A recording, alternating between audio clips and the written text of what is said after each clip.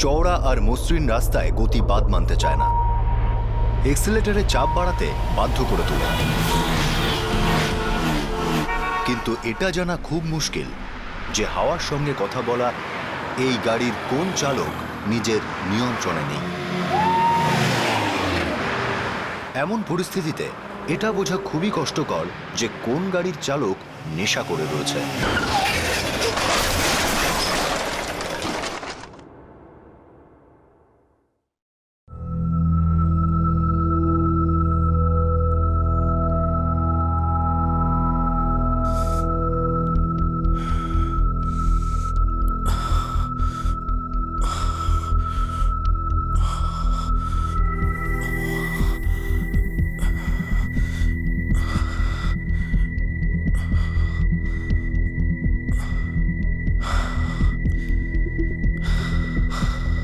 AC বন্ধ করবো কি?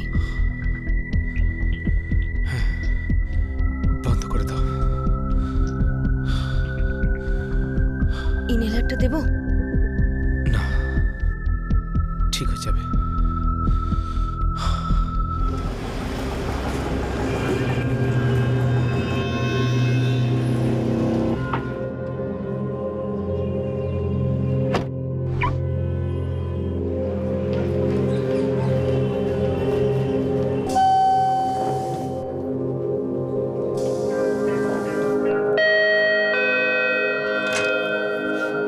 সঞ্জীব দা আসুন। কেমন আছো কৃতিকা? আসুন দাদা, ব্রেকফাস্টে কি খাবেন, লুচি না পরোটা? বাবা ভালো আছো? কিচ্ছু না কৃতিকা, আমি জলখাবার খেয়ে এসেছি। মা ভালো আরে আছো? বাবা, চা খাবি তো? বস। ঠিক আছে, তাহলে আধ কাপ চাই দাও। ঠিক আছে। তারপর ভাই কি সব শুনছি? হ্যাঁ, তোর নাকি আবার অ্যাটাক হয়েছে? তোকে কৃতিকা ফোন করেছিল না? আরে যেই ফোন করে থাকুক না কেন, অ্যাটাক হয়েছিল কি না? খুব কষ্ট পেয়েছিস না? না, মানে অল্প একটু কষ্ট হয়েছিল, এখন ঠিক আছে। ওষুধপত্র ঠিক করে খাচ্ছিস তো নাকি? হ্যাঁ, আমি ওষুধ তো ঠিক সময়ই খাচ্ছি, কিন্তু এই এক আধবার হয়েই যায়। এক আধবার হওয়াটা তো ঠিক নয়। আজ সন্ধেবেলায় তোর চেক আপ করাবো। আরে না না, চেক আপ করানোর দরকার নেই। সঞ্জীব একদম ঠিক কথা বলছে, অ্যাটাক হয়েছিল তো, হয়তো মেডিসিন চেঞ্জ করতে হবে। কিন্তু বাবা, নো আর্গুমেন্টস। আজ সন্ধেবেলা তোমার চেক আপ হচ্ছে, ঠিক আছে? ঠিক আছে। আচ্ছা, আমি চেক আপের কথা বলায় বারণ করলে, আর দাদাজি বলে অমনি মেনে নিলে। আরে তুমি আবার শুরু করে দিও না। চল এবার তাড়াতাড়ি খাওয়া দাওয়া শেষ কর, তোকে আমি অফিসে ড্রপ করে দেবো। হ্যাঁ,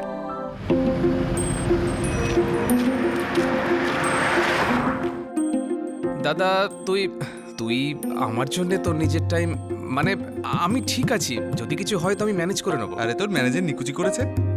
আর ভাই তুই এমনিতেও আমার থেকে ছোট, সেই জন্যই বলছি যে বেশি পাকামি করিস না, ঠিক আছে? হ্যাঁ, সে তো ভগবান ব্যবস্থা করেই রেখেছেন যে বড় ভাই পাকামি করতে পারবে। আরে খুব স্মার্ট হয়ে গেছিস তা।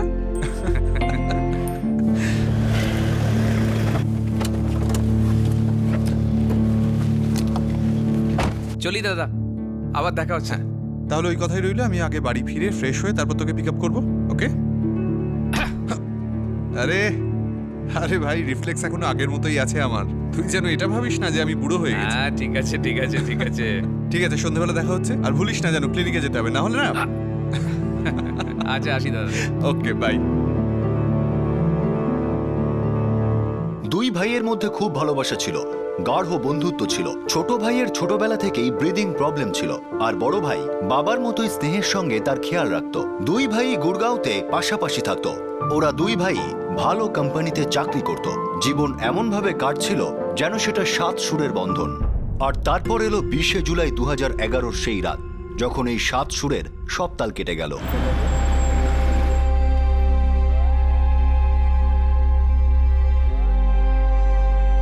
বাবা, আমার ম্যাথস হোমওয়ার্কে হেল্প লাগবে। ফিরে এসে দেখবো। প্রমিস? প্রমিস। আচ্ছা, তোমার ফেরার পরেই ডিনার করব। না না, ওকে খাইয়ে দিও। রাজীবের চেকআপে কতক্ষণ লাগবে তা তো জানি না। আর তুমিও খেয়ে নিও, কেমন? না, আমি তোমার ওয়েট করব। ওকে। আচ্ছা শোনো, রাজীব বেশি স্ট্রেস নিচ্ছে না তো? যদিও কোনো কারণে স্ট্রেস নেয় আর সেটা আমাকে না বলে থাকে, তাহলে তো রেহাই নেই। বাই, আমি আসছি। By.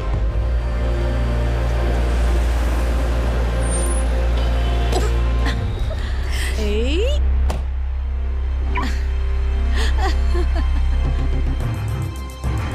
O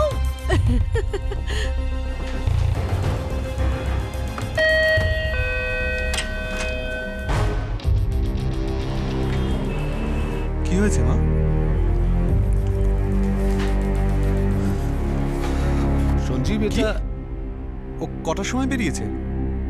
R you sure? ঠিক আছে। বাবা, ওর কলিগ মনোজ তো বলছে যে ও 6টার সময় অফিস থেকে বেরিয়ে গেছে। আরে এখন তো 8:45 বাজে, ওর তো এখানে 7টার মধ্যে চলে আসা উচিত ছিল। ফোনের রিং হচ্ছে কিন্তু ফোনটাই তুলছে না। হতে পারে যে ওর কোনো আর্জেন্ট মিটিং এসে গেছে, আর ও হয়তো ফোন সাইলেন্ট করে রেখেছে। আমি ওর অফিস থেকে একবার ঘুরে আসি। ঠিক আছে, যাও।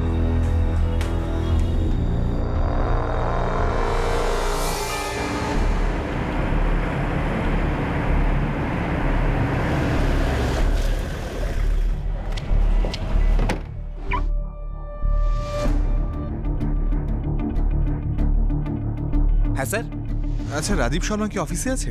থাকার তো কথা নয় স্যার, প্রায় সবাই বাড়ি চলে গেছে, হয়তো দু একজন ভেতরে আছে। আচ্ছা, আমি একবার গিয়ে দেখতে পারি?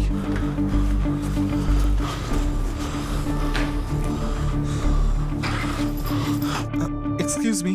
ইয়েস। আমি সঞ্জীব শর্মা, রাজীব শর্মার দাদা। আচ্ছা, রাজীব কি অফিসে আছে? না, রাজীব তো সন্ধে 6টায় কপিলের সঙ্গে বেরিয়ে গেছে। কপিলের নম্বর আছে আপনার কাছে? এক সেকেন্ড।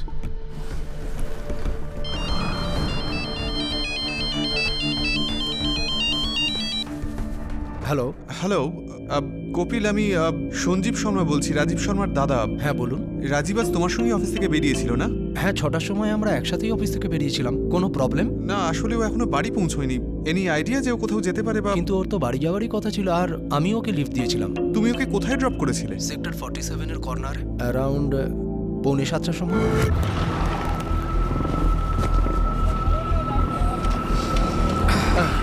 ঠিক আছে, আসি। থ্যাঙ্কস কপিল, কাল দেখা হচ্ছে। Bye. ওকে।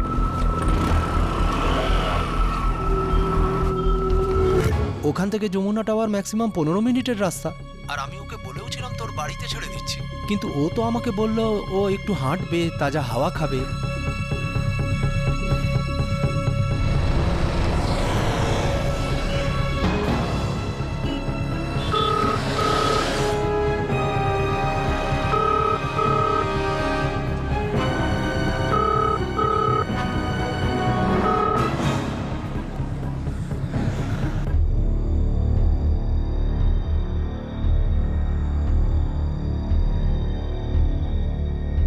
কিছু না বলে কোথায় চলে গেল?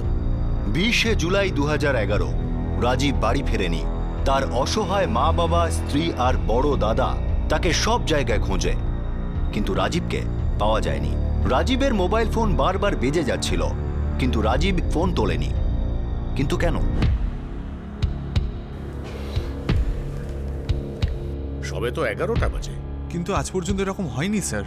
রাজীব তো 7টার মধ্যেই বাড়ি ফিরে আসে। মোবাইল 9:30 পর্যন্ত রিং হচ্ছিল, তারপর থেকে সুইচ অফ। এমনও হতে পারে কোনো কাজে গেছে, হয়তো সকালের মধ্যেই ফিরে আসবে। স্যার, ও নিজের স্ত্রী, মা বাবা কিংবা আমাকে না বলে কোথাও যায় না। তাছাড়া ওর ব্রিদিং প্রবলেম আছে স্যার। আর হ্যাঁ, যদি কখনো অফিসে লেট হয়ে যায় তাহলে আমাদের কাউকে ফোন করে দেয়। হ্যাঁ, ইন্সপেক্টর, আমি একজন রিটায়ার্ড মেজর। আমি আমার ছেলেদের ডিসিপ্লিনে থাকা শিখিয়েছি। ওর কলিগ কপিল ওকে সেক্টর 47 এর সামনে ড্রপও করেছিল। আমার ভাইয়ের বিল্ডিং যমুনা টাওয়ার্স তো সেখান থেকে দূরে নয়, কিন্তু ও তো বাড়ি ফেরেনি স্যার। আমি পেট্রোলিং পার্টিকে খবর পাঠিয়ে দিচ্ছি, ওরা নজর রাখবে। কাল সকাল অবধি দেখা যাক তাহলে। সমস্ত পেট্রোলিং টিমকে খবর দাও। Yes sir.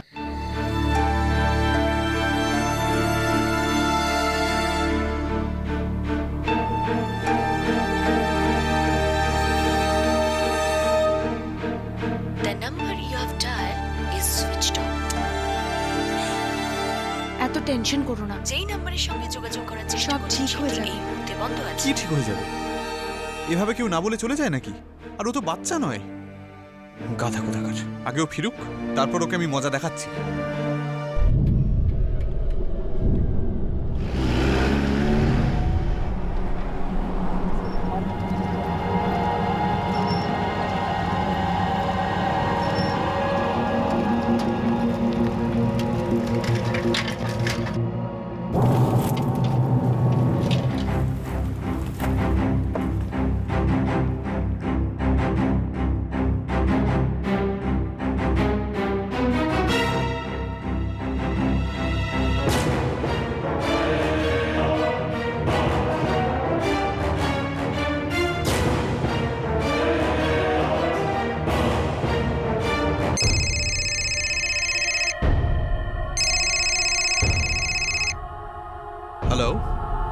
হ্যাঁ কি?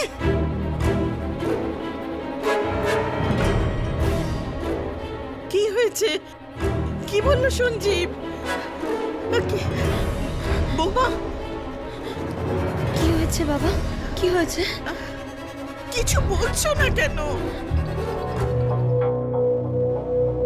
এনার বাঁ পায়ে 3টে মাল্টিপল ফ্র্যাকচার হয়েছে, চেস্টে এক্সটার্নাল ইনজুরিজ আর মাথায় সিভিয়ার ইনজুরিজ। মার্ডার বলে তো মনে হচ্ছে না ডক্টর। না, এটা মার্ডার নয়, এটা একটা রোড অ্যাক্সিডেন্ট। এনার চেস্ট, হেড আর লিম্বে যে ইনজুরিজ হয়েছে এগুলো কেউ জেনে বুঝে করতে পারে না। আর হ্যাঁ, এনার চেস্ট আর হেডে কাঁচের টুকরো পাওয়া গেছে, যেটা কোনো গাড়ির কাঁচের টুকরো হতে পারে।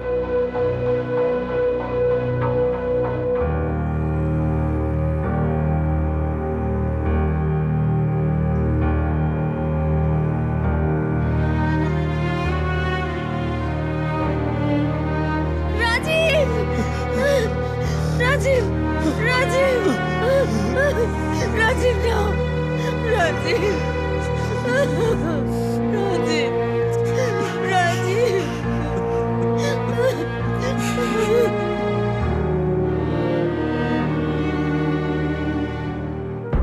সমস্ত জিনিসই ওনার কাছেই পাওয়া গেছে, কোনো কিছুই চুরি যায়নি।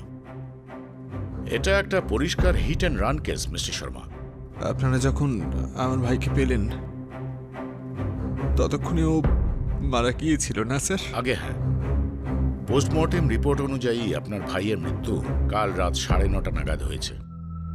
সেক্টর 47 আর যমুনা টাওয়ারের মাঝখানে রাস্তার ধারে একটা ঝোপের মধ্যে আপনার ভাইয়ের বডি আমরা পাই। কিন্তু স্যার, কাল রাত 8:30 পর্যন্ত তো আমি ওখানেই ছিলাম। আমি তো ভাইকে খুঁজছিলাম, কিন্তু আমি তোকে দেখতে পাইনি। আমরা ওনার বডিটা রাস্তা থেকে প্রায় 8-9 মিটার দূরে পাই। এমনও হতে পারে যে খুব স্পিডে আসা কোনো বাইক ওনাকে ধাক্কা দিয়ে যায়, আর তাতেই হয়তো উনি অত দূরে ছিটকে পড়েন, তাই হয়তো আপনি দেখতে পাননি। তার মানে কেউ আমার ভাইকে ধাক্কা মেরে পালিয়েছে। একটু দাঁড়ায় উনি ওকে সাহায্য করার জন্যে। সে যদি কাউকে একটা ফোনও করে দিত, আমার ভাইটা বেঁচে যেত।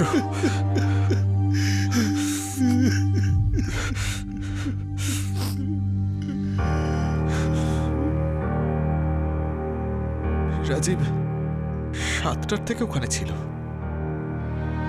আর আপনি বললেন যে ওর মৃত্যু হয়েছে 9:30টার সময়। স্যার, তার মানে এই 2.5 ঘন্টা বেঁচে ছিল। 2.5 ঘন্টা। আর আমি কিচ্ছু করতে পারলাম না। আমি কিচ্ছু করতে পারলাম না।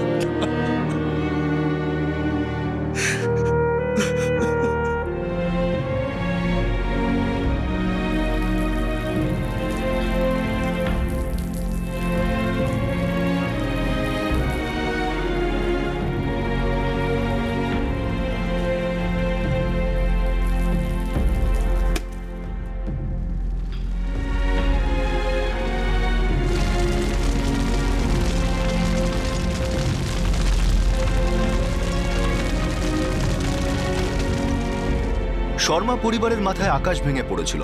রাজীবের সংসারে তখন তার 32 বছরের স্ত্রী আর 4 বছরের ছোট্ট একটা মেয়ে ছিল। কিন্তু এই ঘটনায় সবচেয়ে বেশি আঘাত পেয়েছিল বোধহয় সঞ্জীব।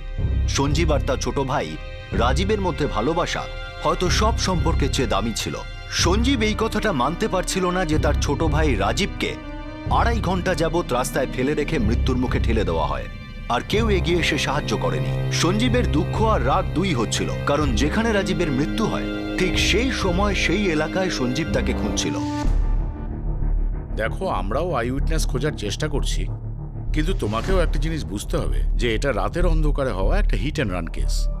হাজার হাজার গাড়ি চলে ওই সময় ওখান দিয়ে, তখন ট্রাফিক পিকে থাকে। তো আপনি ঠিক কি বলতে চাইছেন স্যার? এটাই যে এই কেসে কিছুটা সময় লাগবে। এই কেসটা সলভ করা অতটা সহজ নয়।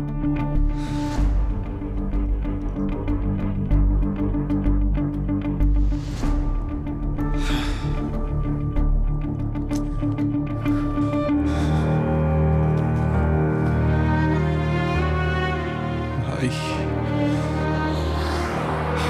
কাল রাত্রিরে কেন তোকে দেখতে পেলাম না রে? একবার যদি ডাকতিস, আমি তোকে বাঁচিয়ে দিতাম, তোকে বাঁচিয়ে দিতাম, ঠিক বাঁচিয়ে দিতাম।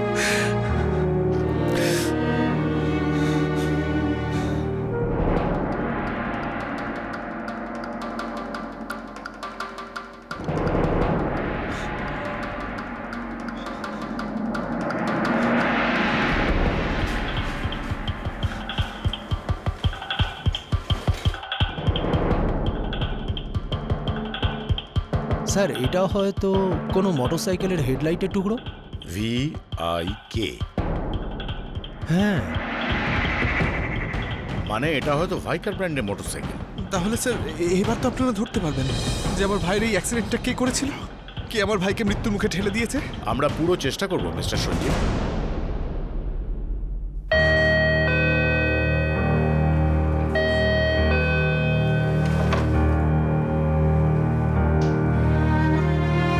চলো না, চল বাবা।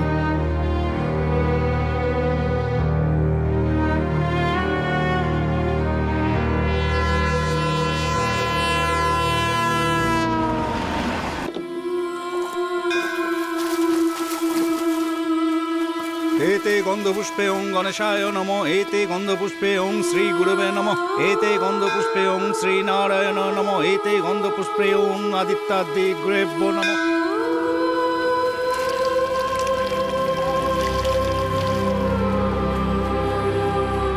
দাদা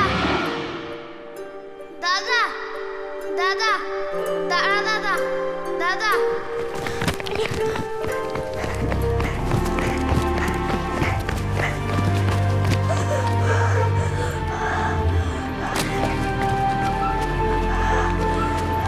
ভাই ভাই ভাই তোর কি হয়েছে? না না চিটিং চিটিং না না চিটিং আছে এটা।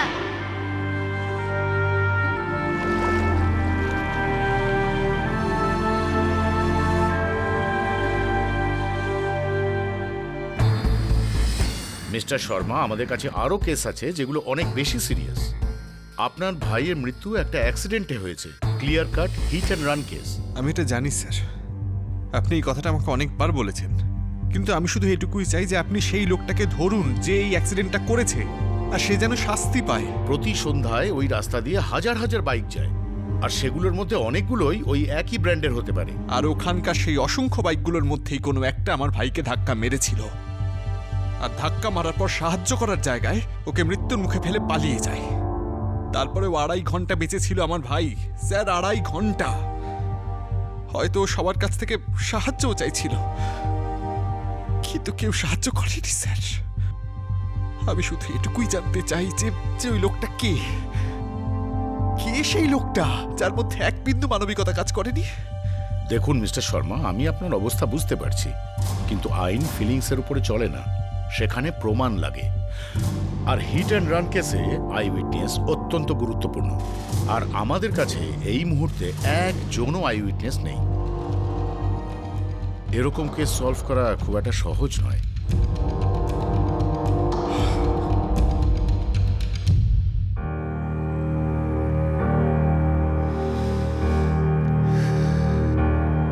বাবা সঞ্জীব, এই কেসটাকে তো যতদূর ফলো করা যায় আমরা করব, কিন্তু বাবা কোথাও না কোথাও গিয়ে তো আমাদের এই সত্যিটাকে মেনে নিতেই হবে। না রে মা, কাঁদিস না, চুপ কর, চুপ কর মা, চুপ কর।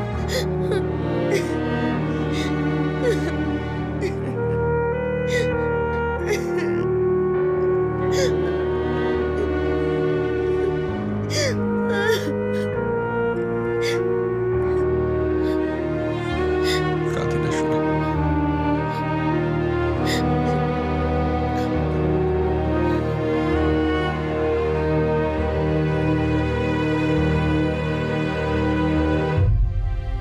যা ঘটে গেছে তাকে বদলানো যাবে না সঞ্জীব, অ্যাকসেপ্ট করে নাও। কি করে অ্যাকসেপ্ট করব, কি করে অ্যাকসেপ্ট করব যে একটা লোক বাইকে করে এসে আমার ভাইকে ধাক্কা মেরে চলে গেল, আর আমার ভাই ছটফট করতে করতে ওখানেই মারা গেল। এটা কিন্তু ভাগ্যের কথা নয়। This is total cruelty. এটা অমানবিকতা। তুমি জানো, যখন রাজীব এইটুকু ছিল তখন থেকেই ওর কোনো কষ্ট সহ্য করতে পারতাম না। আমি সেটা জানি সঞ্জিত, তুমি ওকে খুব ভালোবাসতে। তাহলে সেদিন ছিলাম না কেন? সেদিন কেন ছিলাম না যেদিন ওর আমাকে সবচেয়ে বেশি দরকার ছিল? যখন ওখানে রাস্তায় পড়ে সবার কাছে একটু সাহায্য চাইছিল, আমি কেন ওকে দেখতে পেলাম না? কেন দেখতে পেলাম না? আমি ওকে বাঁচিয়ে দিতাম, ঠিক বাঁচিয়ে দিতাম। যদি তুমি নিজেকে এরম ভাবে ব্লেম করতে থাকো তাহলে তুমি এখান থেকে কোনোদিন বেরোতে পারবে না। তাহলে জীবনে কি করে এগোবে? আমি তখনই এগোতে পারবো যেদিন ওই লোকটাকে খুঁজে বার করব, যে আমার ভাইয়ের মৃত্যুর জন্য দায়ী।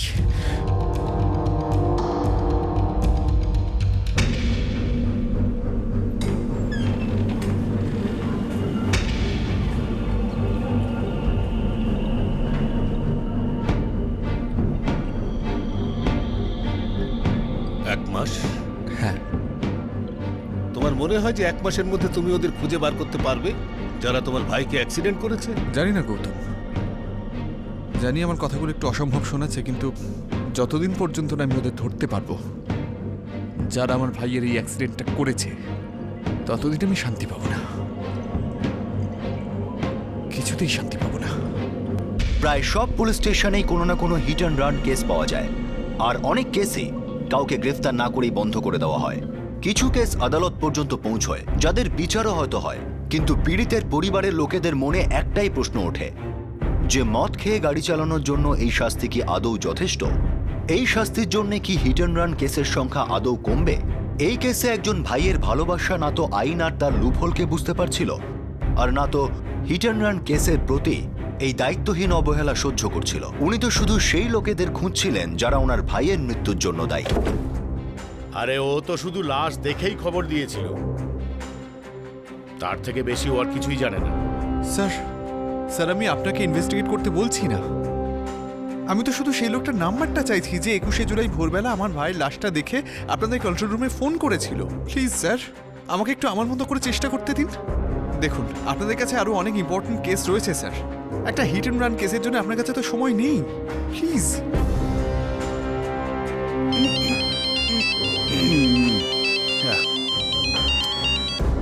হ্যালো, রামবিহারী বাবু, আমার নাম সঞ্জীব শর্মা। আমি আপনার নাম্বারটা পুলিশ কন্ট্রোল রুম থেকে পেয়েছি। আমি আপনার সঙ্গে দেখা করতে চাই। কেন? 21শে জুলাই ভোরবেলা আপনি সেক্টর 47-এর সামনে একটা লাশ দেখে পুলিশ কন্ট্রোল রুমে ফোন করেছিলেন। হ্যাঁ, খবর দিয়েছিলাম। ওই লাশটা আমার ছোট ভাইয়ের, সেই জন্য আপনাকে অনুরোধ করছি প্লিজ আমার সঙ্গে একটু দেখা করুন একবার, প্লিজ একবার। আমি ওদিকে যমুনা টাওয়ার আছে না, ওখানে দুধ দিতে যাই। আপনি যমুনা টাওয়ারে দুধ দিতে যান? আমার ভাইও ওখানেই থাকতো নিজের পরিবারের সঙ্গে। আচ্ছা, আমিও যমুনা টাওয়ারে দুধ দেওয়ার জন্য এই রাস্তা দিয়েই যাতায়াত করি। সেদিন যাওয়ার সময় আপনার ভাইয়ের বডিটা দেখতে পেলাম।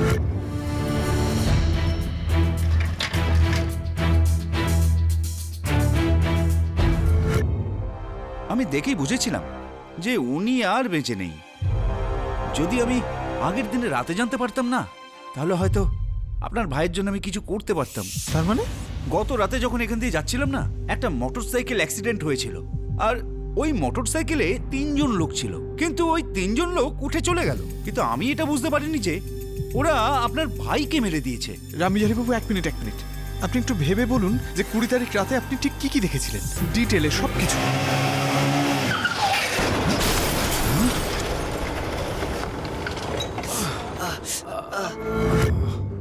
প্রথমে আমি অ্যাক্সিডেন্টের আওয়াজ পাই, তারপর দেখলাম যে ওরা রাস্তায় পড়ে আছে। তারপর কি হলো? ওরা 3 জন উঠে দাঁড়িয়ে পড়লো।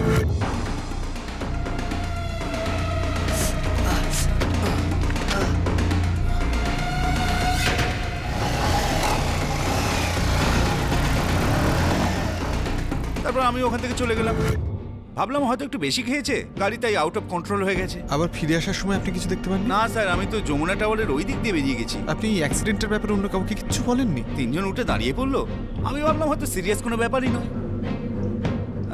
কিন্তু হ্যাঁ, যমুনা টাওয়ারের যে ম্যাডাম আছে না, উনি আমাকে বকলেন, তাই আমি ওনাকে বললাম যে অ্যাক্সিডেন্ট হয়েছে।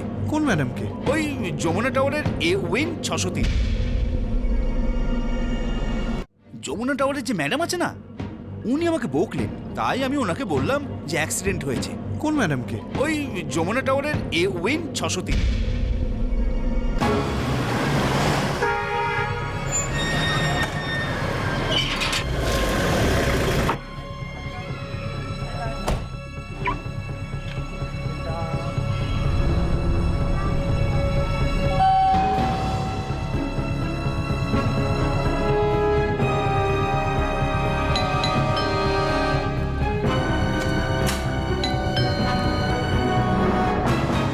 হ্যাঁ বলুন। এই হ্যাঁ, দুধওয়ালা বলছিল যে ও একটা অ্যাক্সিডেন্ট দেখেছে। আমি তো এমনি জিজ্ঞেস করছিলাম যে লেট হলো কেন। আমি তো জানতামই না যে আমাদের রাজীবের অ্যাক্সিডেন্ট হয়েছে। আমি তো পরের দিন জানতে পারলাম। I am really sorry Sanjeev বাবু। It's okay Monica Devi. আমি তো শুধু এটাই জানার চেষ্টা করছিলাম যে ওই তিনজন আসলে কারা, যারা আমার ভাইকে অ্যাক্সিডেন্ট করেছিল। Thank you. সঞ্জীব বাবু, আপনি আমাদের বিল্ডিং এর ওয়াচম্যানের সাথে কথা বলুন। কেন? সেদিন আমি যখন আমার ছেলের সাথে নিচে কম্পাউন্ডে খেলছিলাম, তখন ওকে ট্যাক্সি ড্রাইভারের সাথে কথা বলতে শুনেছিলাম এই অ্যাক্সিডেন্টের ব্যাপারে। আদেশ, গেটের কাছে যাস না বাবা, দাঁড়া। হ্যাঁ, একটা অ্যাম্বুলেন্স এখান দিয়ে গেছে। চলো ঠিক আছে, সময় মতো পৌঁছে গেলে তো ঠিকই আছে। ঠিক আছে ভাই।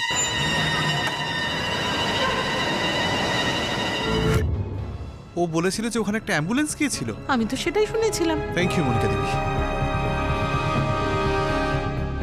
স্যার, ওই ট্যাক্সিওয়ালা তো এমনি জিজ্ঞেস করছিল, আর আমি যা শুনেছি বলে দিয়েছি, কিন্তু আমি অ্যাক্সিডেন্ট হতে দেখিনি। ট্যাক্সিওয়ালা কি জিজ্ঞেস করছিল?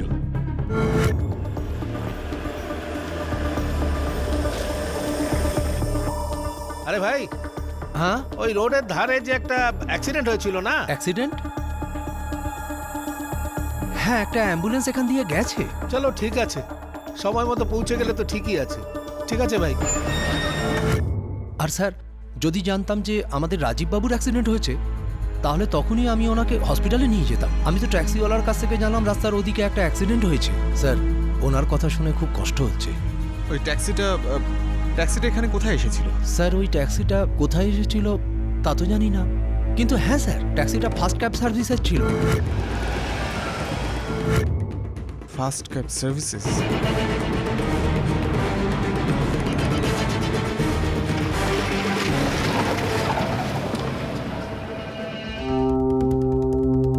রাখতেই হয় স্যার, কোন ট্যাক্সিটা কখন কোথায় গেছে সব রেকর্ডই থাকে আমাদের কাছে। 20 জুলাই সন্ধ্যে 7:15 নাগাদ যমুনা টাওয়ারে একটা ট্যাক্সি গিয়েছিল, তার ডিটেলটা পেতে পারি please? Just give me a moment. Driver Abdul Rafiq, 444-567-889। সেদিন সন্ধ্যেবেলা ওরই ডিউটি ছিল ওই taxi. Okay, thank you so much. ওকে।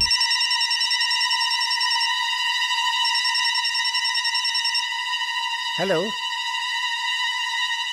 হ্যাঁ আব্দুল রফিক বলছি। ড্রাইভার আব্দুল রফিক, 444-567-889।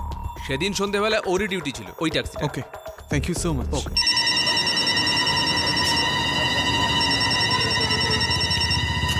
হ্যালো, হ্যাঁ আব্দুল রফিক বলছি।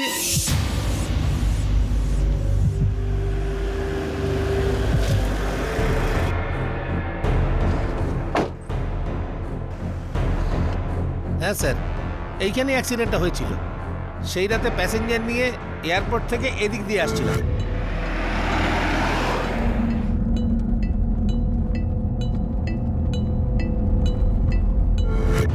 দুজনের চোট লেগেছিল স্যার। আপনি সাহায্য করার জন্য দাঁড়াননি? খালি থাকলে নিশ্চয়ই দাঁড়াতাম স্যার, কিন্তু প্যাসেঞ্জারের এমনিতেই লেট হয়ে গেছিল। একজন মারা যাচ্ছিল। ঠিকই বলেছেন স্যার, কিন্তু হ্যাঁ, ওই প্যাসেঞ্জার পরে অ্যাম্বুলেন্সকে ফোন করেছিল।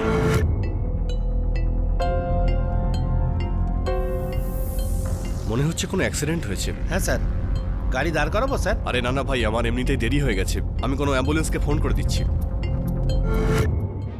তারপর বিল্ডিং এর সিকিউরিটি বলল অ্যাম্বুলেন্স এসেছিল, কিন্তু যখন প্যাসেঞ্জারকে ছেড়ে আমি এই রাস্তা দিয়ে ফিরছিলাম তখন দেখলাম এখানে কিচ্ছু নেই। আমি ভেবেছিলাম অ্যাম্বুলেন্স হয়তো ওদের হসপিটালে নিয়ে গেছে।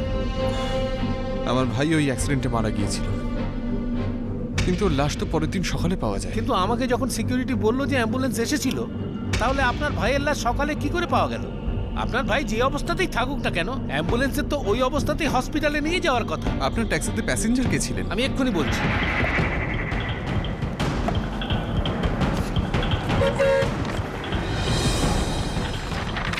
হ্যাঁ, এই যে মুকেশ কৌশিক, A405 যমুনা টাওয়ার।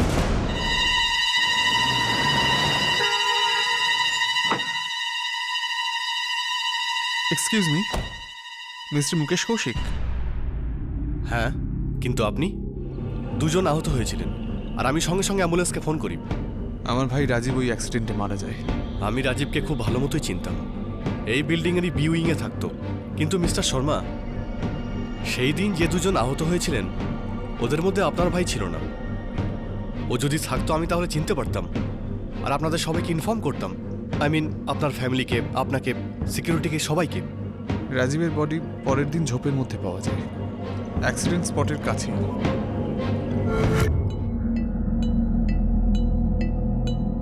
আমি কোনো অ্যাম্বুলেন্সকে ফোন করে দিচ্ছি।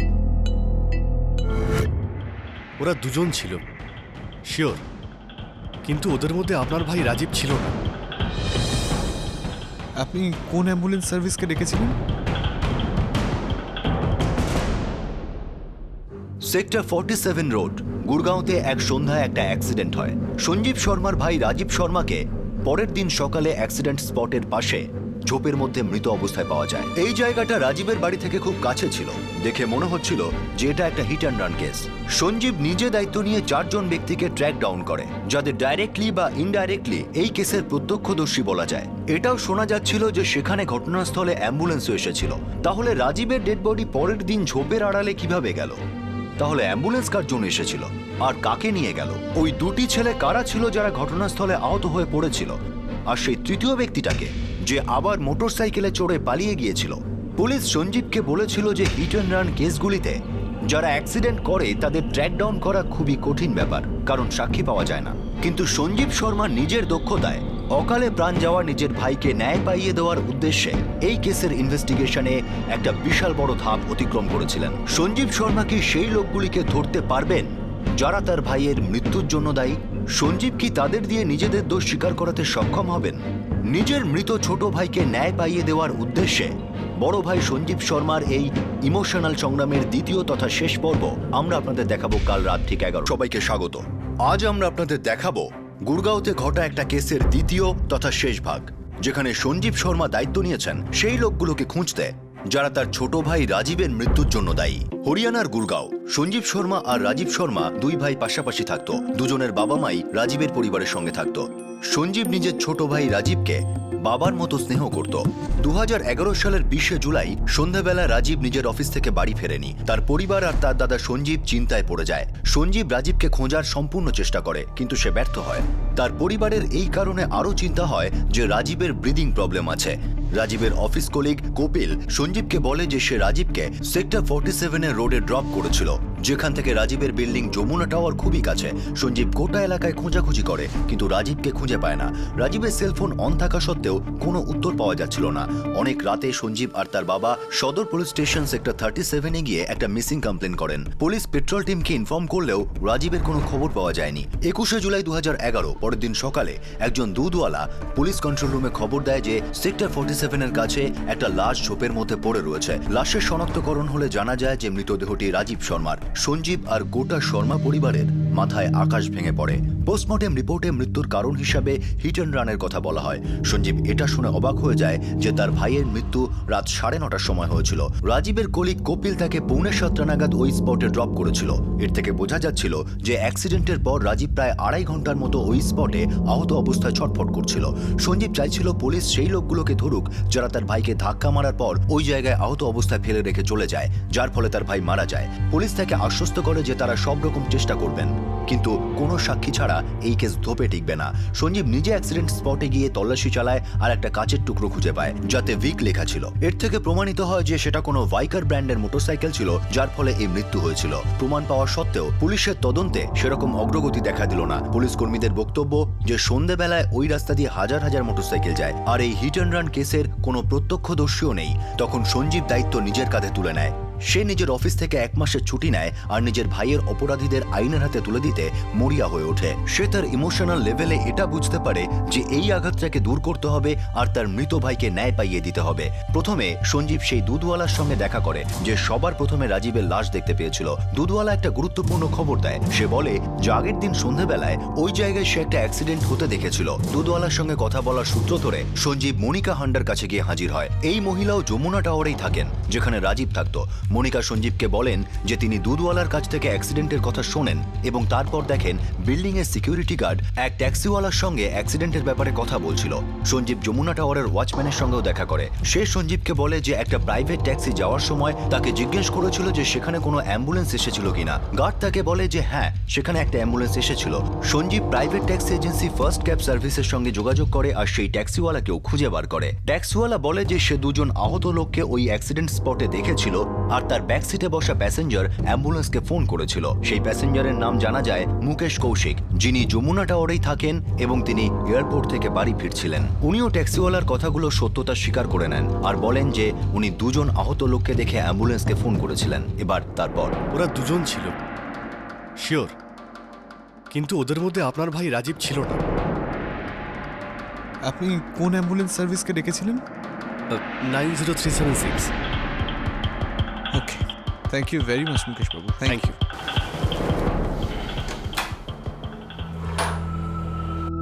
এর মানে কি অ্যাম্বুলেন্স এসেছিল অথচ আমাদের রাজীবকে নিয়ে গেল না? বাবা, আমাদের সমস্যার গভীরে যেতে হবে। এটা একটা হিট অ্যান্ড রান কেস। ওরা রাজীবকে মরার জন্য ছেড়ে চলে গিয়েছিল, বুঝেছো? তোর কি মনে হয় সঞ্জীব, অন্য কোনো ব্যাপার হবে? জানি না বাবা, আমি কাল ওই অ্যাম্বুলেন্স সার্ভিসের সঙ্গে দেখা করব, কিন্তু একটা কথা তো নিশ্চিত যে এমন একটা কিছু নিশ্চয়ই হয়েছিল যেটা আমাদের জানা উচিত ছিল আর যেটা আমরা জানি না।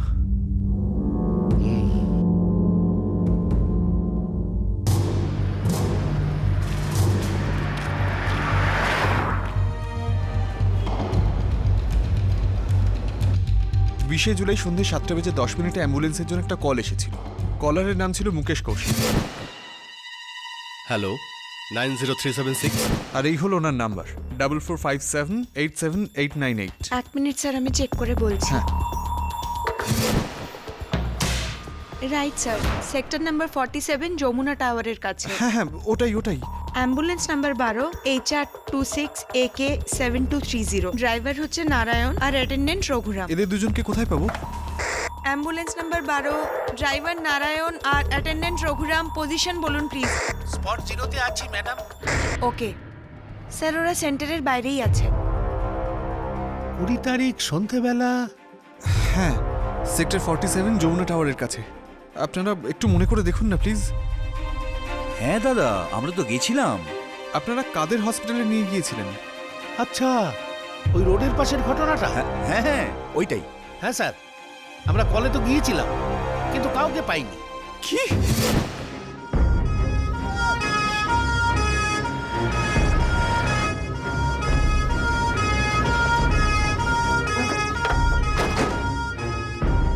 আরে ভাই রঘু, হ্যাঁ এই জায়গাটাই তো, দেখ রক্ত পড়ে আছে। হ্যাঁ, তাই তো। কিন্তু পেশেন্ট কোথায় গেল? ওকে তো দেখতে পাচ্ছি না। এই গোপী, একটু দেখো তো ওই দিকটা। কেউ নিয়ে গেছে হয়তো, বা নিজেই অটো বা ট্যাক্সি করে হাসপাতালে চলে গেছে। দাদা, কাগজটা একটু বার করো তো, দেখে নি ঠিক জায়গায় আমরা এসেছি কিনা। সেক্টর 47 রোডের পাশে। হ্যাঁ, এই তো ঠিকই, যমুনা টাওয়ারের সামনে। কিন্তু কিছুই তো দেখতে পাচ্ছি না। কিছু দেখতে পেলে গোপী? চলো একটা কাজ করি দাদা, সেন্টারে একটা ইনফর্ম করে দিই। নশো। হ্যাঁ চল। স্যার, আমরা খালি হাতেই ফিরে আসি। আচ্ছা, আপনারা কি আমার সঙ্গে একটু অ্যাক্সিডেন্ট স্পটে যাবেন? কিন্তু স্যার, এর জন্য আমাদের ম্যাডামের পারমিশন নিতে হবে।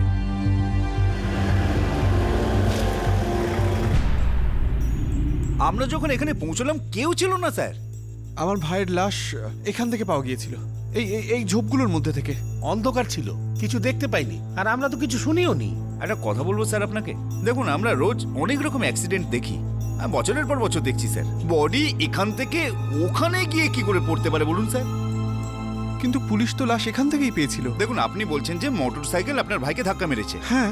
অ্যাক্সিডেন্ট এইখানে হয়েছিল। হ্যাঁ। আর আপনি বলছেন বডি ওইখানে পেয়েছেন। হ্যাঁ। ওখান থেকে এখানের দূরত্ব প্রায় 9 মিটার হবে। অসম্ভব মনে হচ্ছে স্যার। তবে হ্যাঁ, একটা জিনিস হতে পারে যে বডিটা উড়ে গিয়ে পড়েনি, হয়তো কেউ বডিটা ওখানে নিয়ে গিয়ে ফেলেছে।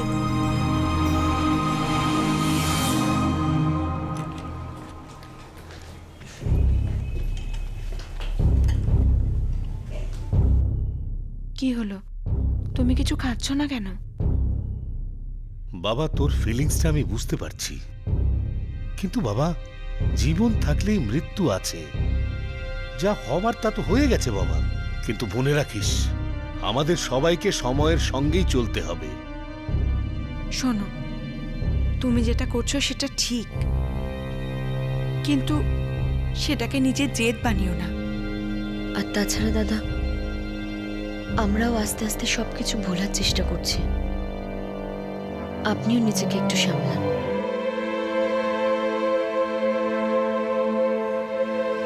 রাজীব ওখানে 2.5 ঘন্টা ধরে কোনো সাহায্য ছাড়াই পড়েছিল। আমি শুধু এটুকুই জানতে চাই যে এমনটা কেন হলো, কেন?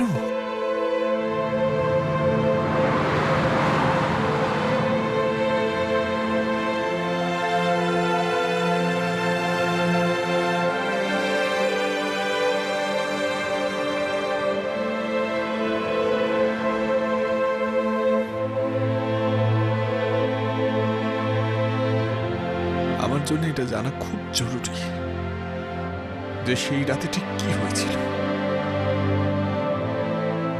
সঞ্জীবের তদন্ত এমন এক পর্যায়ে গিয়ে পৌঁছেছিল যেখানে এই কেস একটা রহস্য হয়ে উঠেছিল। অ্যাক্সিডেন্ট রোডের উপর হয়েছিল, কিন্তু লাশ পাশে ঝোপের মধ্যে পাওয়া যায়, যেটা রাস্তা থেকে প্রায় 9 মিটার দূরে ছিল। অ্যাম্বুলেন্স অবশ্যই অ্যাক্সিডেন্ট স্পটে এসে পৌঁছেছিল, কিন্তু অ্যাটেন্ডেন্ট রাজীবকে সেখানে খুঁজে পায়নি, কারণ ঝোপগুলো রাস্তা থেকে একটু দূরে ছিল। এটা বোঝা যাচ্ছিল যে অ্যাক্সিডেন্ট বাইকেই হয়েছিল, কিন্তু এটাও অবিশ্বাস্য মনে হচ্ছিল যে বাইকের ধাক্কা একটা লোককে এত দূরে নিয়ে গিয়ে ফেলতে পারে। সঞ্জীবের কাছে এখন পুলিশের সাহায্য ছাড়া এই তদন্ত শেষ করা সম্ভব ছিল না।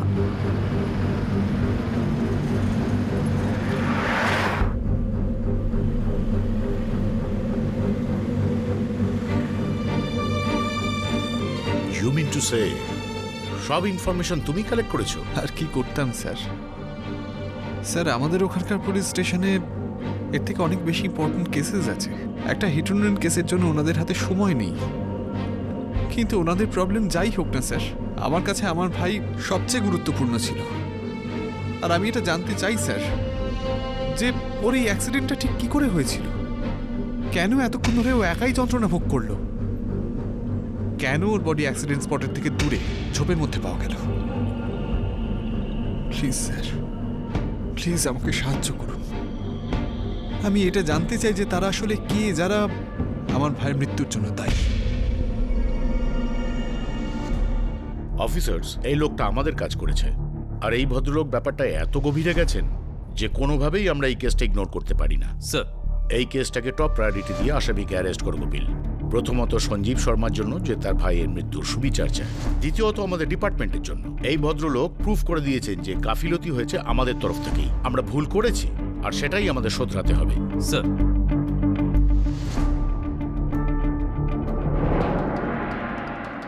এই দেখুন স্যার, যারাই অ্যাক্সিডেন্টটা করেছে তারাও তো আহত হয়েছে।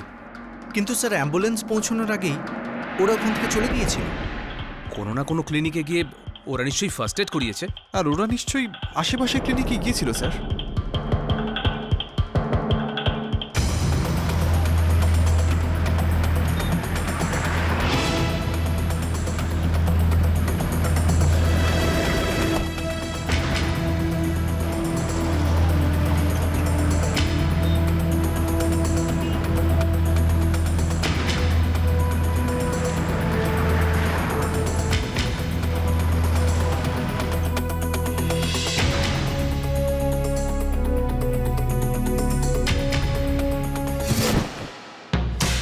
ইয়েস স্যার, 20 তারিখ সন্ধ্যেবেলা এখানে 2জন অ্যাক্সিডেন্ট ভিকটিমকে ট্রিট করা হয়েছে। কটার সময় এসেছিল?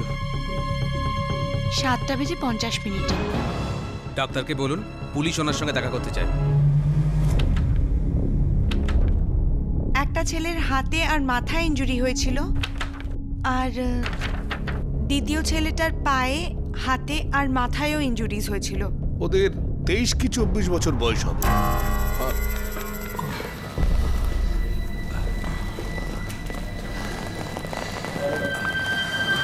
অ্যাক্সিডেন্টটা কোথায় হয়েছে? স্যার স্যার ওই সেক্টর 37-এর কাছে। ওই আমরা রাস্তার ধারে দাঁড়িয়ে ছিলাম আর একটা গাড়ি এসে আমাদেরকে মেরে দিল। গাড়ি তোমাদের দুজনকেই ধাক্কা মারলো, তাও একসঙ্গে? ডাক্তারবাবু আমরা পাশাপাশি দাঁড়িয়েছিলাম, গাড়িটা সামনে দিয়ে এলে ওরা ধাক্কা মেরে দিল। আমার মনে হয় ডাক্তারবাবু যে ড্রাইভার ছিল ও নেশা করেছিল। ওদের মেডিকেল ফার্স্ট এড দেওয়াটা আমার কর্তব্য ছিল।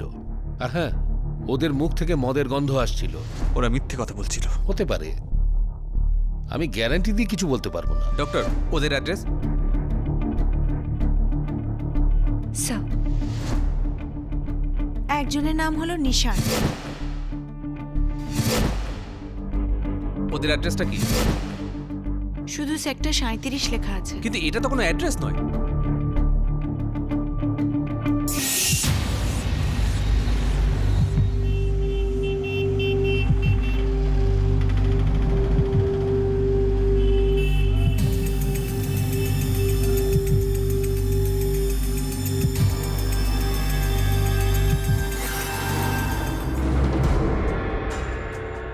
স্যার, সেক্টর 37 থেকে কিছু পাওয়া যায়নি। এটাই তো স্বাভাবিক। ওরা ইচ্ছে করে ভুল অ্যাড্রেস লিখিয়েছে। ওরা নিজেদের বাঁচানোর চেষ্টা করছে। কিন্তু স্যার, ক্লিনিকের রিসেপশনিস্ট আর ডাক্তার দুজনেই তো ওদের দেখেছে না? হ্যাঁ মিস্টার শর্মা, কিন্তু এটা 17 দিন আগের কথা। ওদের ঘটনাটা মনে আছে, কিন্তু চেহারাগুলো মনে রাখা খুব মুশকিল। তবুও স্যার, আপনি একবার চেষ্টা করে দেখুন না প্লিজ। ওকে, আমাদের দিক থেকে যথাসাধ্য চেষ্টা করব। আগে ওদের স্কেচটা করাবো। কুলদীপ। স্যার, স্কেচ আর্টিস্ট ডেকে আমি না হয় টাইম চেয়ে নিচ্ছি। সঞ্জীব বাবু, ভাইকে খুব ভালোবাসতেন না? আমরা দুজন বন্ধুর মতন বড় হয়েছিলাম স্যার। ও বড় তো হয়েছিল, কিন্তু আমার কাছে ছোট ছিল আর ছোটই থাকবে। হি ওয়াজ অনলি 34। এটা তো কোনো মারা যাওয়ার বয়স নয়। হ্যাঁ, যেতে তো আমাদের সবাইকেই হবে, কিন্তু এরকম ভাবে নয়।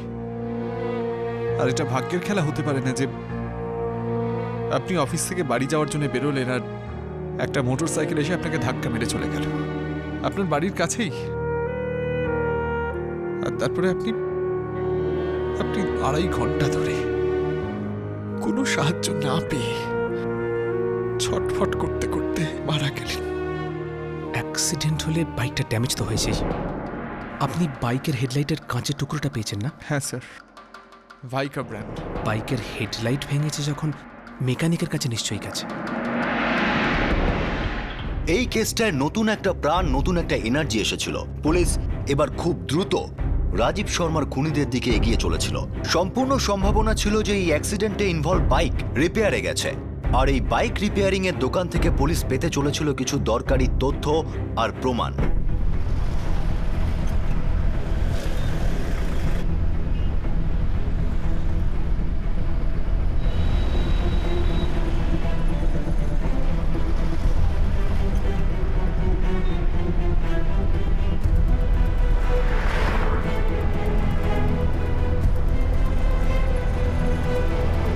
হ্যাঁ স্যার, 20 জুলাই একটা ভিক্টর গাড়ি আমাদের কাছে এসেছিল। ওটার হেডলাইট ভাঙা ছিল। আরে হেডলাইট তো ভেঙে চুরমার হয়ে গেছিল স্যার, আর পেট্রোল ট্যাঙ্কটাও ভেঙে তুবড়ে গেছিল। বাইকটার তো অবস্থা খারাপ হয়ে গেছিল স্যার। মনে হচ্ছিল একটা ভয়ঙ্কর অ্যাক্সিডেন্ট হয়েছিল স্যার। আরে রে রে রে, এটার তো অবস্থা একদম খারাপ হয়ে গেছে। এটাকে তো আইসিইউতে পাঠাতে হবে, পুরোপুরি খুলতে হবে বাইকটা। আর এতে কত খরচা হবে? আরে খরচা হেডলাইটের জন্য প্রায় 2,500। এই ট্যাঙ্কটা একদম তুবড়ে গেছে প্রায় 5-5,500। দেখুন, মনে হচ্ছে পুরো 8-8.5 হয়ে যাবে। ট্যাঙ্ক ফ্যাঙ্ক ঠিক করে ওই 5,500 মতো হয়েছিল স্যার, কিন্তু আমার যতদূর মনে আছে ওরা হেডলাইটটাকে পাল্টায়নি স্যার। ছেলেটা কে ছিল আর ওর ঠিকানাটা কি? হ্যাঁ, এই তো স্যার, সমীর মহাজন, 12/132, শান্তিনগর, সেক্টর 39।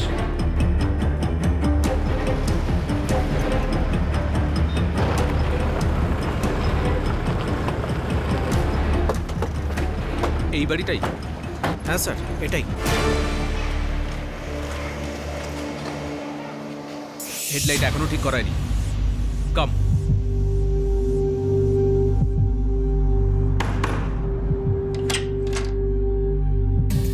হ্যাঁ, সমীর, আগে হ্যাঁ বাইরে ওটা তোমার বাইক?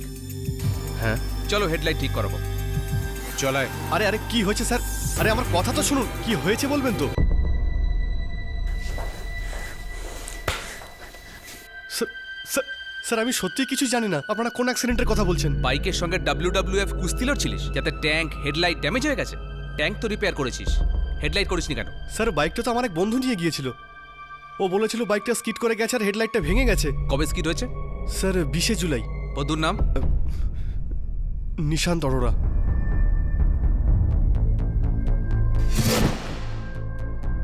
একজনের নাম হলো নিশান। স্যার ক্লিনিকের রিসেপশনিস্ট নিশান্তের নামই বলেছিল। নিশান্তের পুরো ডিটেলস চাই, ফোন নাম্বার, অ্যাড্রেস, সব কিছু।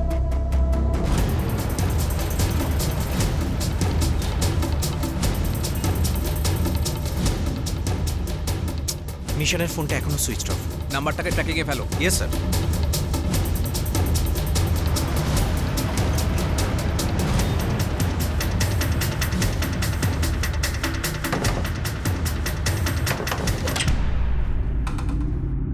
হ্যাঁ বলুন। পুলিশ, নিশান্ত অরোরাকে ডাকুন। কি ব্যাপার স্যার, আপনারা আমার ছেলেকে খুঁজছেন কেন? আগে ওকে ডাকুন। স্যার নিশান্ত ইউপিতে গেছে। ইউপিতে কোথায় গেছে?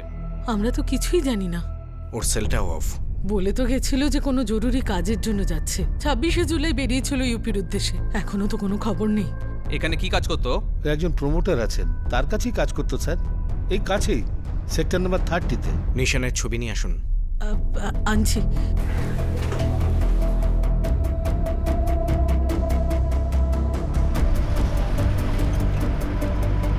ইউপির সমস্ত পুলিশ স্টেশন ফ্যাক্স করে দাও, আর প্রমোটারের সঙ্গে কথা বলে দেখি যদিও কিছু বলতে পারে। Yes sir.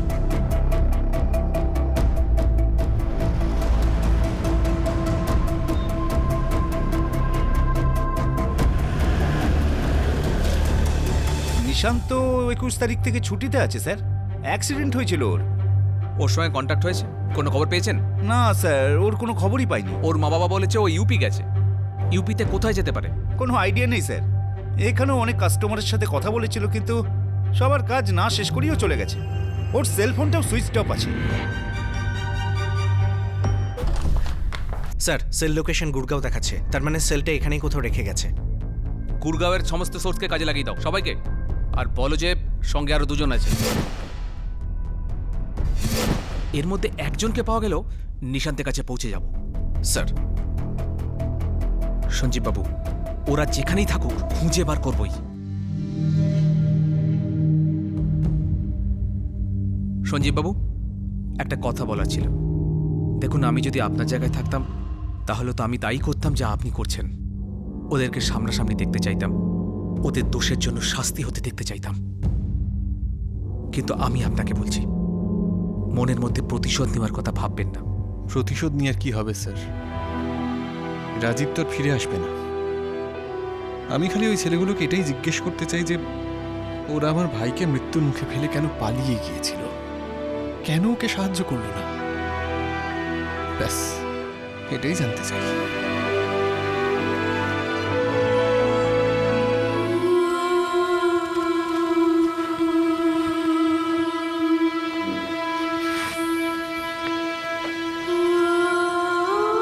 বাবা, কি দেখছো?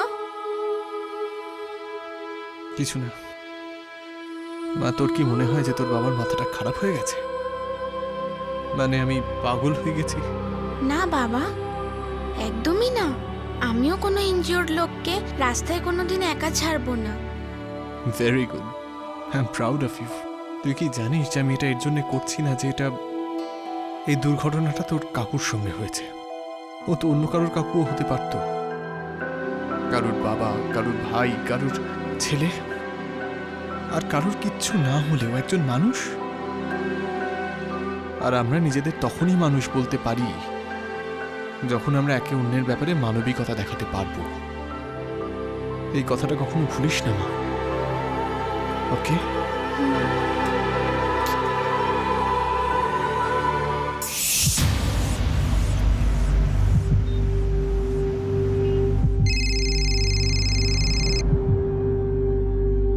হ্যাঁ বল ইদ্রিস। হ্যাঁ স্যার, নিশান আর সুশীল গা ঢাকা দিয়েছে স্যার। আর স্যার তৃতীয়জন জয়, ও এখনো গুরগাঁওতেই আছে। অ্যাড্রেস বল। Sir sector 39। আর স্যার ও এখনো বাড়িতেই আছে। স্যার ও এখনো জানে না যে আপনারা ওকে খুঁজছেন।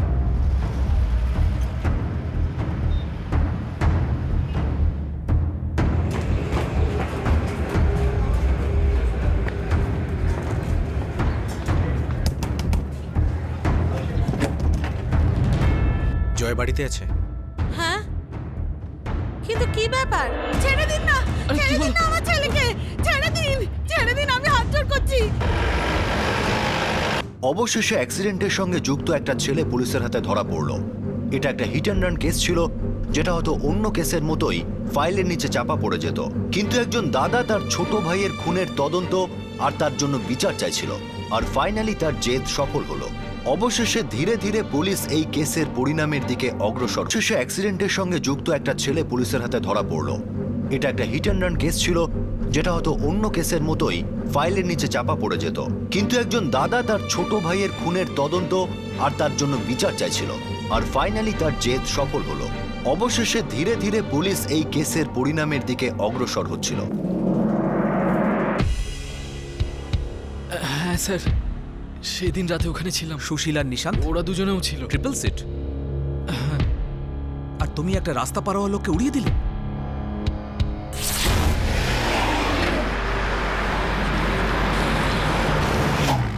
হ্যাঁ, তাড়াতাড়ি চল, নালে হেঁটে বাড়ি যেতে হবে। হ্যাঁ ঠিক আছে, ঠিক আছে। স্যার বাইক নিশান চালাচ্ছিল, আমি তো একদম পেছনে বসেছিলাম। আমি জানতেই পারিনি যে কখনো নিজের কন্ট্রোল হারিয়ে ওই লোকটাকে মেরে দিল।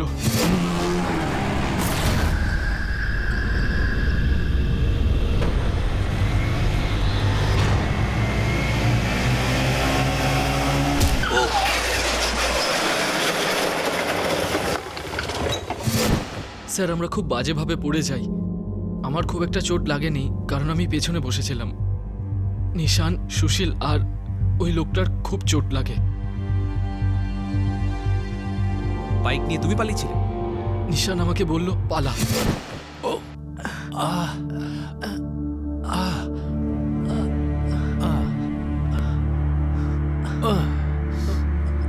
নিশান ভাই, তুই এটা কি করলি? আরে ব্যালেন্স হারিয়ে গেছিল রে।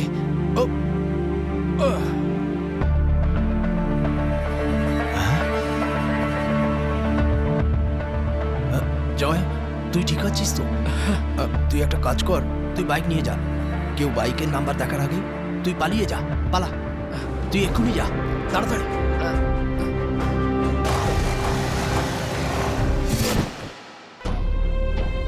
স্যার নিশান বলেছিল বাইক ওর বন্ধু সমীরের বাড়ির সামনে রেখে দিতে, আমি রেখে আসি। কিন্তু স্যার তারপর ওখানে কি হয়েছিল আমি কিচ্ছু জানি না। সুশীল আর নিশান্ত এখন কোথায়?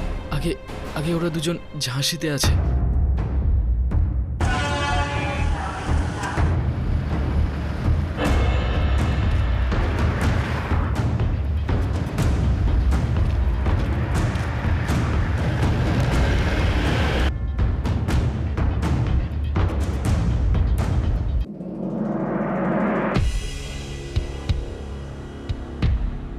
ডিটেলে বলো, ওখানে কি কি হয়েছিল? যে লোকটাকে রাস্তায় ধাক্কা মেরেছিলে সে ঝোপের মধ্যে কি করে গেল?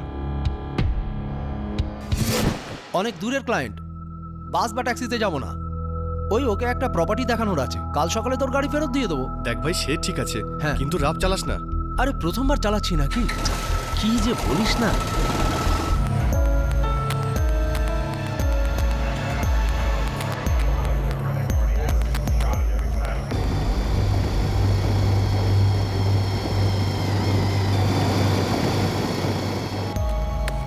আরে নিশান, তোর তো চলে গেছে, গাড়ি চালাতে পারবি তো?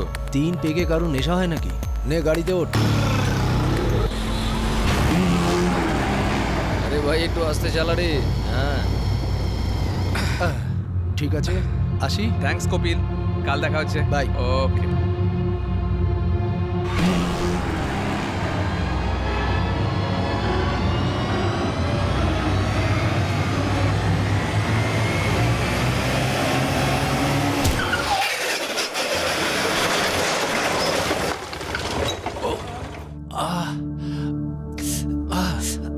নিশান ভাই তুই এটা কি করলি? আরে ব্যালেন্স হারিয়ে গেছিল রে। আমার তো পাটা গেছে উড়াচ্ছে। জয়, তুই ঠিক আছিস তো?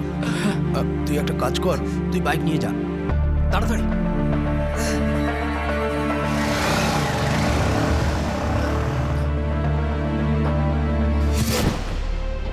স্যার, আমি জেনে শুনে কিছু করিনি স্যার, মিস্টেক ছিল স্যার, অ্যাক্সিডেন্ট। অ্যাক্সিডেন্টের পরে রাজীব শর্মা বেঁচে ছিল?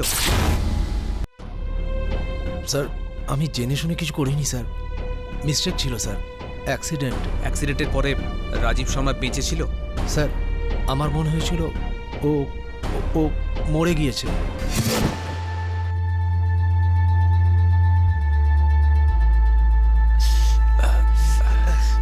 ভাই, এ তো মনে হচ্ছে মরে গেছে। আমি বলেছিলাম তোকে গাড়ি চালাস না, তো চড়ে গেছে। যদি আমাদের এখানে কেউ দেখে নেয় না, তাহলে ফেঁসে যাব কিন্তু।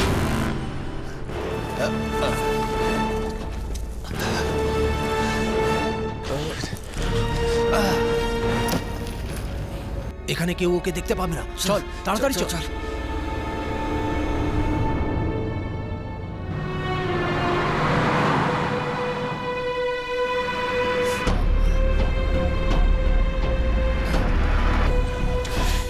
কি হয়েছে ভাই? বাইকে ধাক্কা মেরেছে।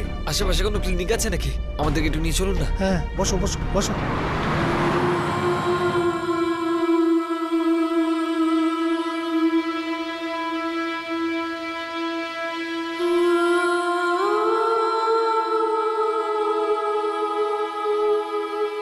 তখনও আমার ভাই বেঁচে ছিল। যদি রাস্তাতেই ফেলে রাখতে তো হয়তো ওখান থেকে অন্য কেউ ওকে তুলে নিয়ে যেত। ওখানে অ্যাম্বুলেন্স পর্যন্ত এসেছিল। তোমরা কি সেটা জানো?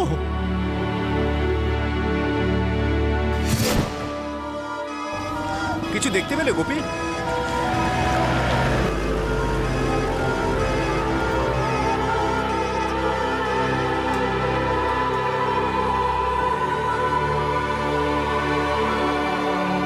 অ্যাম্বুলেন্স ওকে হসপিটালে পৌঁছে দিতে পারত, হয়তো প্রাণটা বেঁচে যেত। কিন্তু তোমরা তো ওকে শুধু অসহায়ভাবেই ছেড়ে যাওনি, ওকে মৃত্যুর দিকে ঠেলে দিয়েছিলে। কিন্তু কেন করলে এরকম? কেন করলে?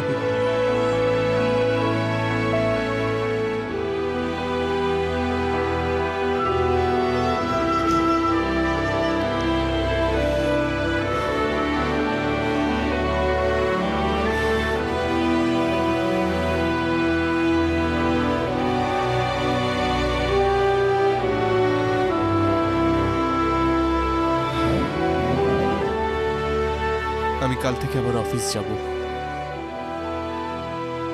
আর রোজ সন্ধ্যাবেলা এখানে আসব।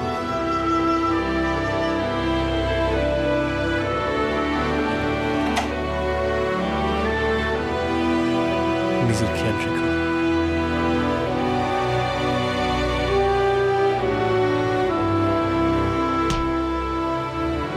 আরে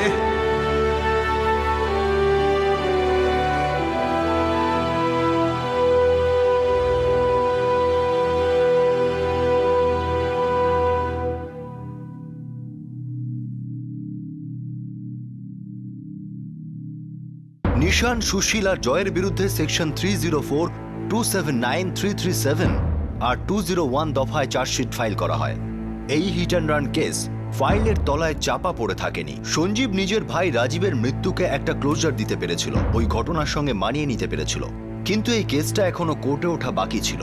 শহুরে জীবনে সবার তাড়াহুড়ো থাকে, আর সেই তাড়াহুড়োর মধ্যে থেমে কাউকে সাহায্য করার মতো সময় আমাদের হাতে থাকে না। এই তাড়াতাড়ি পৌঁছানোর ইচ্ছা এক্সিলেটরের উপর আরো চাপ বাড়ায়, এত বেশি চাপ যেটা হয়তো বিপদ ডেকে আনতে পারে। আমাদের মধ্যে এরকম অনেকে আছেন যারা মনে করেন যে 1, 2 বা 3 গ্লাস মদ খেয়ে গাড়ি চালালে কিচ্ছু হবে না, আর ওনারা নিজেদের গন্তব্যে আরামসে পৌঁছে যাবেন। আমাদের মধ্যে এরকম অনেকেই আছেন যারা গাড়ি চালানোর সময় খুব শান্তিতেই ফোনে কথা বলেন। তারা ভাবেন যে গাড়ির উপর তাদের সম্পূর্ণ কন্ট্রোল আছে। আমাদের মধ্যে অনেকেই গাড়ি চালানোর সময় সেফটি বেল্ট বাঁধেন না, বাইক চালানোর সময় হেলমেট পরেন না, কারণ আমাদের মনে হয় আমরা নিজেদের সেফটি সম্পর্কে ওয়াকিবহাল। কিন্তু আমরা এটা ভুলে যাই যে আমরা নিজেদের জীবনের সঙ্গে সঙ্গে পথ চলতি অন্যান্য মানুষদের জীবনকেও রিস্কে ফেলে দিচ্ছি। আমরা নিজেদের যত ভালো ড্রাইভারই মনে করি না কেন, কিন্তু আমাদের অন্যদের জীবনকে বিপদে ফেলার কোনো অধিকার নেই, কারণ পর শুধু পর নয়, সেও কারো আপনজন। সেলফ ডিসিপ্লিন আর সিভিক সেন্সের কথা প্রচুর শোনা তো যায়, কিন্তু রাস্তার উপরের প্র্যাকটিস খুব কম দেখতে পাওয়া যায়। ভুল জায়গায় পার্কিং বা সিগন্যাল ভাঙা, এইসব করতে সাধারণত আমরা নিজেদের এই কারণেই বারণ করি, কারণ আমরা উর্দিধারী পুলিশকে ভয় পাই। আমরা ট্রাফিক রুল এই কারণে ফলো করি না যে আমরা মন থেকে মানুষের সেফটির কথা ভাবি।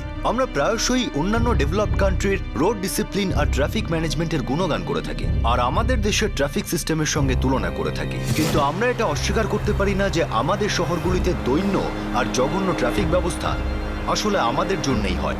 আমাদের এটা মেনে নিতেই হবে যে আমরা এমন নাগরিক যাদের মধ্যে একটুও সেলফ ডিসিপ্লিন নেই।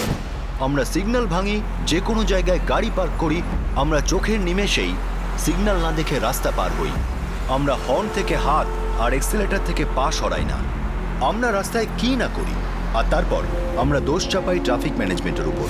আমরা নিজেদের স্বাধীন দেশের স্বাধীন নাগরিক মনে করি, তাহলে আমাদের রোডে ডিসিপ্লিন রাখার জন্যে একজন উর্দিধারীর প্রয়োজন কেন হয়? আমাদের মধ্যে অনেকেই নিজেদের গাড়ি বা বাইকে করে বাচ্চাদেরকে স্কুলে ছাড়তে নিয়ে যায়। সেই বাচ্চারা আমাদের ড্রাইভিং, আমাদের রোড ডিসিপ্লিন সব লক্ষ্য করছে, শিখছে। এবার আপনিই বলুন, আমরা ভবিষ্যতে কি আশা করতে পারি? আমাদের সেলফ ডিসিপ্লিনকে সাহায্য করে এমন একটা লিগ্যাল সিস্টেম যেটা র্যাশ ড্রাইভিং এর আইনকে পাল্টাতে একদমই উৎসাহী নয়। হিট অ্যান্ড রান কেস আর ড্রাঙ্ক অ্যান্ড ড্রাইভের মতো কেসে কঠিন শাস্তি না হওয়ার কারণে মানুষ খুব সহজেই ছাড়া পেয়ে চলে যায়। যদি ড্রাঙ্ক অ্যান্ড ড্রাইভের ফাইন গাড়ির দামের সমান হয়, তাহলে যদি মাতাল হয়ে গাড়ি চালানো ব্যক্তির লাইসেন্স আর তার গাড়ি চিরদিনের মতো বাজেয়াপ্ত করা হয়, ড্রাঙ্ক অ্যান্ড ড্রাইভকে কেন একটা নন বেলেবল অফেন্স করা যাবে না? যদি কোনো লোক নেশা করে গাড়ি চালায়, তাহলে সেটা ভিড়ের মধ্যে চোখ বন্ধ করে গুলি করার সমান। আমাদের সংবিধান প্রতিটি নাগরিককে বাঁচার অধিকার দিয়েছে, কিন্তু রাস্তায় চলা লোকেদের, আজ যারা গাড়ি চালায়, তাদের নিজেদের বাঁচানোর কোনো সুযোগ থাকে না। সে কিভাবে বুঝতে পারবে যে সামনে থেকে আসা গাড়িটা পেট্রোলে চলছে না, বরং মদের নেশার ঘরে চলছে?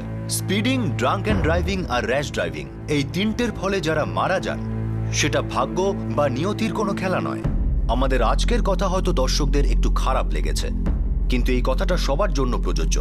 যতটা আপনাদের উপর, ততটা আমাদের উপর। পাবলিক লাইফের নিয়মগুলোকে ফলো করার কোনো অপশন হয় না। রাস্তায় সেফটির রুল আমাদের আর আমাদের বাচ্চাদের সুরক্ষার জন্য, গোটা সমাজের সুরক্ষার জন্য, জীবনের কোয়ালিটিকে ভালো করার জন্য। এই বিচারের সঙ্গে আজ আমরা বিদায় নিচ্ছি। ক্রাইম পেট্রোল দস্তাকে আবারও আপনাদের সঙ্গে দেখা হবে অন্য একটা কেস নিয়ে।